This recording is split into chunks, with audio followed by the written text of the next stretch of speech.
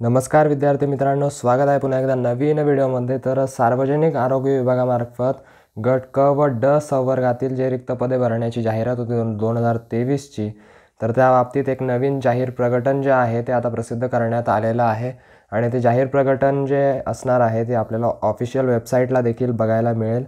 तर ही official website आपल्याला माहितीच आहे सगळ्यांना। तर या वेबसाईटला आपल्याला इथे नोकरीविषयक संधी जे आहे इथे आपल्याला कॉलम दिसत असेल, तर इथे सुद्धा बघायला मिळेल किंवा मग इथे खाली सुद्धा इथे स्क्रोल होत आहेत नवीन बातम्या, तर या ठिकाणी सुद्धा ते बघायला मिळणार आहे। तर आपण बघूया नेमकं काय अपडेट असणार आहे। तर या ठिकाणी तुम्ही खाली बघू शकत आहात, उमेदवारांच्या आक्षेप व तक्रारीचे सोडवणूक करण्याकरता निवारण कक्षाची स्थापना। तर हीच सूचना महत्त्वाची आहे आपल्यासाठी आणि त्या बाबतीतलीच अपडेट आहे। आपण आता नोकरीविषयक संधीवर जाऊन बघूया नेमकं तिथे ती अपडेट आलेली आहे की नाही।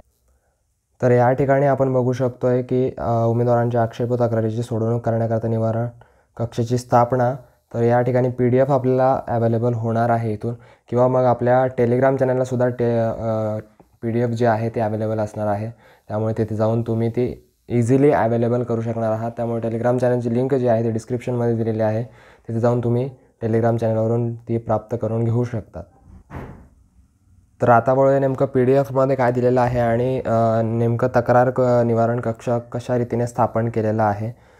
तर आपली जी ॲड होती 2023ची आरोग्य भरती, तर त्यामध्ये आपले जे कागदपत्र तपासणी असतील किंवा मग उमेदवारांचे पदभरती संदर्भात काही आक्षेप किंवा तक्रारी असतील, किंवा मग तुमचे डॉक्युमेंट व्हेरिफिकेशन संदर्भात असतील की नियुक्ती संदर्भात असतील, काही आक्षेप तुम्ही सादर केलेले असतील, तर ते जे आहे तुम्हाला या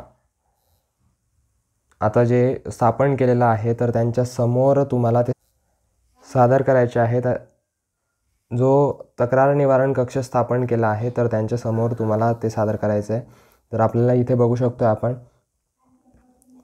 की संबंधित उमेदवारांनी पदभरती संदर्भात काही आक्षेप व तक्रार असल्यास ज्या परिमंडळाच्या अधीनस्थ कार्यालयात गुणवत्ता यादीत दर्शवले आहे त्या परिमंडळातील नियुक्ती प्राधिकाऱ्याकडे लेखी स्वरूपात समर्थीने कागदपत्रांसह निवेदन सादर करावे। म्हणजे परिमंडळानुसार आपल्याला इथे अधिकाऱ्याचं नाव, परिमंडळ आणि भ्रमणध्वनी क्रमांकसुद्धा दिलेला आहे। म्हणजे प्रत्येक परिमंडळात वेगवेगळे तक्रार निवारण कक्ष इथे स्थापन केलेले आहेत। उमेदवारांनी थेट राज्यस्तरावर पदभरती संदर्भात आक्षेप व तक्रारी सादर करण्यात येऊ नये आणि जर उमेदवारांनी यापूर्वी निवेदन आक्षेप सादर केलेले असल्यास त्याचा राज्यस्तरावर विचार केला जाणार नाही। त्यानंतर तक्रार निवारण कक्षाने 7 दिवसात संबंधित उमेदवारास लेखी स्वरूपात वस्तुस्थिती कळवण्यात यावी। 7 दिवसात जर तुमच्याकडून तुम्हाला तुमचं समाधान कारक आन्सर मिळालं नाही किंवा मग तुम्हाला त्यांनी आन्सर दिलं नाही, तर तुम्ही राज्यस्तरावरील जे हा ईमेल ID दिलेला आहे, तर तुम्ही राज्यस्तरावर त्याची नोंद जी आहे ती नोंदवू शकणार आहात। तर हा सुद्धा पर्याय तुम्हाला उपलब्ध असणार आहे, पण तुम्हाला पहिले परिमंडळाच्या ठिकाणी तुम्हाला तुमची तक्रार दाखल करणं आवश्यक असणार आहे। तर परिमंडळ बघूया नेमकं कशा पद्धतीने आहे। तर परिमंडळ ठाणे असणार आहे, त्यानंतर पुणे, कोल्हापूर, नाशिक, छत्रपती संभाजीनगर, लातूर, अकोला, नागपूर आणि पुन्हा पुणे एकदा असणार आहे। पुणे इथे परिवहन आहे, त्यानंतर प्रयोगशाळा पुणे आहे, त्यानंतर कुष्ठरोग व क्षयरोग पुणे आणि इथे वरती बघितलं तर आरोग्य सेवा, त्यानंतर मुंबई एक असणार आहे। तर असे एकूण 12 परिमंडळ आपल्याला इथे दिलेले आहेत आणि वेगवेगळ्या अधिकाऱ्यांची नियुक्ती त्यासाठी केलेली आहे। त्या अधिकाऱ्यांचे भ्रमणध्वनी क्रमांकसुद्धा इथे आपल्याला उपलब्ध करून देण्यात आलेले आहे।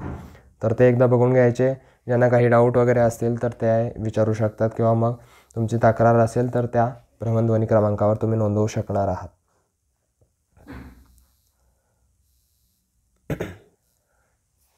काही उमेदवार वर नमूद बाबींच्या अनुषंगाने थेट माननीय न्यायाधिकरण किंवा न्यायालयात याचिका दाखल करत असतात। त्यामुळे त्यांचे जे गाऱ्हाणी तक्रारी असतील तर त्या अनुषंगाने त्यांचं तक्रार निवारण कक्ष स्थापन केलेला आहे।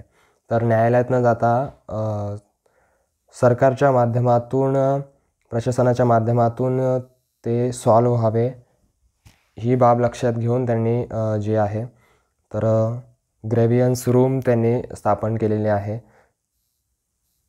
आणि इथे आपल्याला अपिली अधिकारसुद्धा दिलेले आहेत की तुम्ही वरती अपील करू शकणार आहात।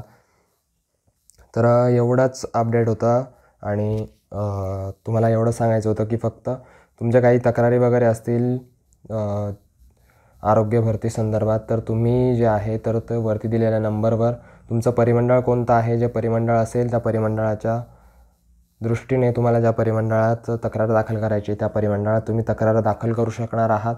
आणि त्या परिमंडळातून जर तुमची तक्रार सॉल्व्ह झाली नाही तर तिथे जो ईमेल आय डी दिलेला आहे तर त्या ईमेल आय डीवर तुम्ही पुढचं अपील जे आहे ते 7 दिवसानंतर करू शकणार आहात. तर एवढीच अपडेट होती. तर काही नवीन अपडेट असतील तर त्या तुम्हाला नक्कीच कळवल्या जातील. टेलिग्राम चॅनलच्या माध्यमातून असेल किंवा यूट्यूब चॅनलच्या माध्यमातून असेल.